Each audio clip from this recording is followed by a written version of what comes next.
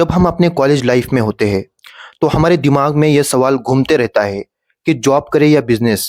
और आज के टाइम में इंडिया में इतना कंपटीशन बढ़ गया है, गवर्नमेंट जॉब मिलना लगभग नामुमकिन ही है। और प्राइवेट जॉब में भी सिर्फ टैलेंटेड लोग ही जॉब हासिल कर रहे हैं, और जो बाकी के लोग हैं उन्हें नौकरी से निकाल दिया जाता है।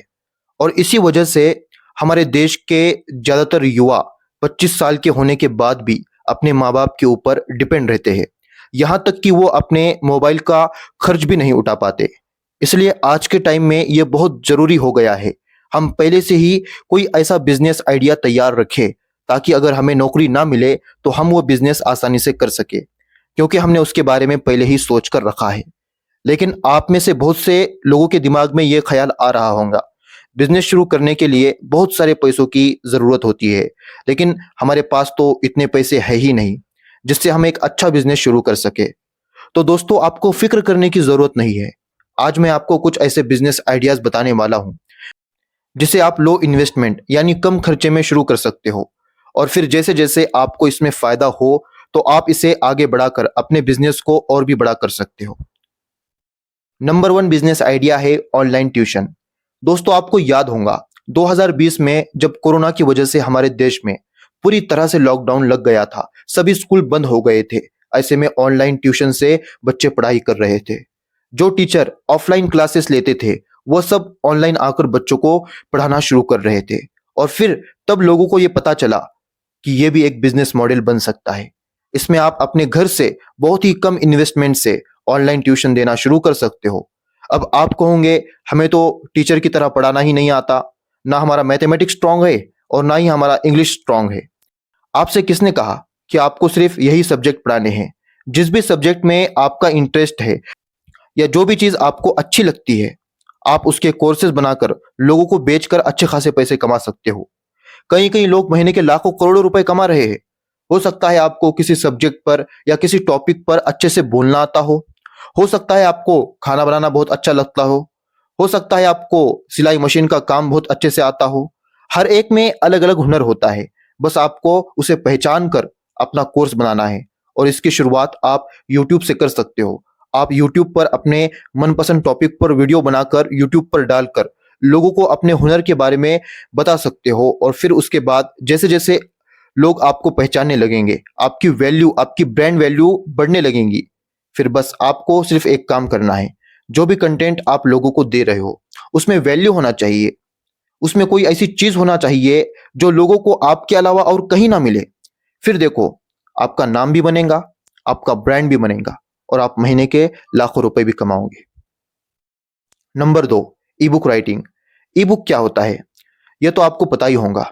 ई बुक वो किताब होती है जिसे आप छू नहीं सकते, सिर्फ देख सकते हो। जी हाँ, और ये आपके मोबाइल में पीडीएफ फॉर्मेट के रूप में होती है। अगर आप ये बिजनेस करते हो तो आपको बहुत ही कम इन्वेस्टमेंट या जीरो इन्वेस्टमेंट लगेंगी, क्योंकि अगर आप कोई फिजिकल बुक बनाते हो तो आपको प्रिंटिंग का खर्चा आता है, पेपर का, और फिर इसके साथ साथ शिपिंग का, ऐसे कई सारे खर्चे आते हैं।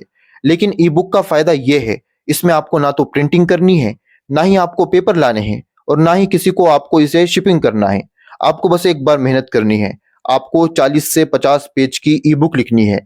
इसमें आपको जिस भी टॉपिक के बारे में अच्छे से जानकारी है उसके बारे में लिखना है, प्रॉपर फॉर्मेट में लिखना है, और फिर उसे अच्छे से डिजाइन कर कर उसे अमेजॉन जैसे प्लेटफॉर्म पर या और भी ऐसे कई सारे प्लेटफॉर्म हैं जहां पर आप अपलोड कर सकते हो। जैसे ही कोई कस्टमर आपके बुक को खरीदेगा तो जिस प्लेटफॉर्म पर आपने वो बुक अपलोड की है वो उसका कुछ कमीशन काट लेंगे, क्योंकि आपने उनका प्लेटफॉर्म इस्तेमाल किया है इसलिए। और बाकी का पैसा वो आपके बैंक अकाउंट में भेज देंगे। मान लीजिए आपने ई बुक की कीमत 50 रुपए रखी है, तो 10 से 15 रुपए आपके कटेंगे और बाकी के 35 से 40 रुपए आपके बैंक अकाउंट में आ जाएंगे। ये आपको मैंने एग्जाम्पल दिया है। 50 रुपए सुनकर आपको बहुत कम लग रहा होगा, लेकिन ये सिर्फ एक कस्टमर के है। अगर इसकी जगह पर 100 लोग आपकी किताब को खरीदेंगे तो कितने पैसे होंगे? 5,000 रुपए। और और आगे भी लोग इसे खरीदते रहेंगे। लेकिन इसका फायदा क्या है कि आपको सिर्फ एक बार मेहनत करनी है और इसका फल आप जिंदगी भर बैठकर खाओगे। Number 3, electric charging station.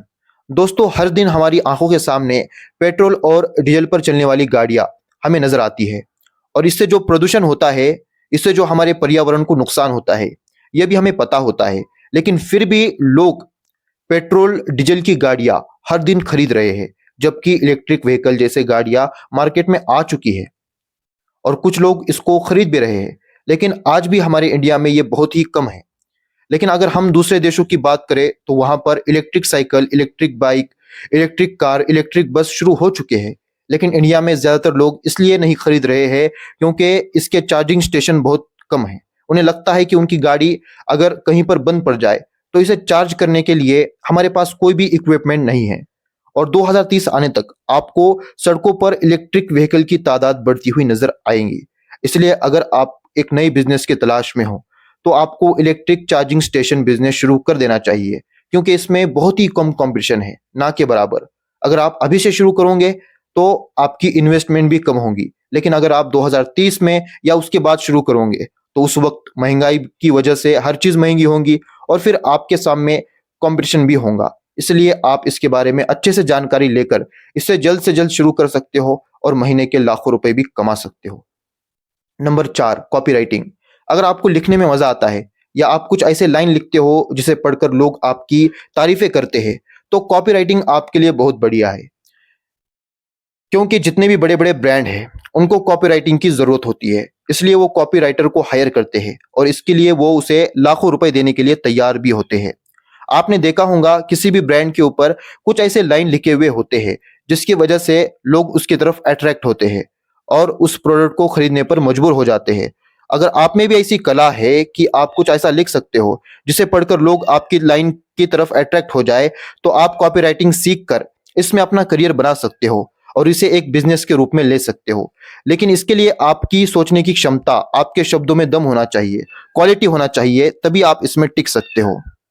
Number 5, homemade products. आजकल लोग होममेड प्रोडक्ट्स यानी घर पर बनी हुई चीज लेना पसंद कर रहे हैं, क्योंकि उन्हें लगता है इसमें क्वालिटी होती है, इसमें स्वाद होता है। इसके साथ साथ उनके सेहत के लिए जरूरी पोषक तत्व भी होते हैं। अगर आपको ऐसे बिजनेस करने में इंटरेस्ट है तो आप इसमें बहुत बढ़िया कमाई कर सकते हो। बस आपको करना क्या है, आपको कोई भी एक चीज लेनी है। अगर आपको अचार अच्छे से बनाना आता है तो आपको अपने नाम का एक ब्रांड बनाना है और जिस कस्टमर को आप अचार दे रहे हो उसके साथ साथ आपको उसे अपने ब्रांड का कार्ड भी देना है, ताकि जब भी उसे अगली बार जरूरत पड़े तो वो आपसे कांटेक्ट कर सके और बाकी लोगों को भी रेफर कर सके। इससे आपका बिजनेस और भी लोगों तक आसानी से पहुंच पाएगा। अगर आपके प्रोडक्ट में दम होगा, क्वालिटी होगी, तो आपको लोगों को बताने की जरूरत ही नहीं पड़ेगी, बल्कि लोग खुद आपके प्रोडक्ट की चर्चा करेंगे अपने रिश्तेदारों में, अपने दोस्तों में, और फिर लोग आपके पास खरीदने के लिए आएंगे। लेकिन उसके लिए आपको कुछ तो अलग करना पड़ेगा। अगर आप वही करोगे जो बाकी लोग कर रहे हैं, अगर आप वही स्वाद दोगे जो ऑलरेडी लोगों ने चखा है, तो फिर लोग आपका प्रोडक्ट क्यों खरीदेंगे, लोग आपका अचार क्यों खरीदेंगे। इसलिए आपको कुछ अलग करना है। मैंने यहाँ पर अचार का आपको एग्जाम्पल दिया है। इसके अलावा हो सकता है कि आप किसी और प्रोडक्ट में अच्छा करके दिखा सके। हो सकता है आपको लड्डू बनाना आता हो, और ये बिजनेस खासकर लेडीज के लिए है। और ऐसा नहीं कि इसे जेंट्स नहीं कर सकते, वो भी कर सकते हैं। तो दोस्तों, आज जो मैंने आपको 5 बिजनेस आइडियाज बताए हैं, ये मेरा ओपिनियन है। मैं दावा नहीं करता हूं कि आप इसमें सफल हो ही जाएंगे, लेकिन हाँ, आपके सफल होने के चांसेस काफी बढ़ जाएंगे। मुझे उम्मीद है आज की वीडियो आपको बहुत पसंद आई होगी। अगर पसंद आई हो तो सिर्फ आप तक ही ना रखे, इसे आगे भी शेयर करें।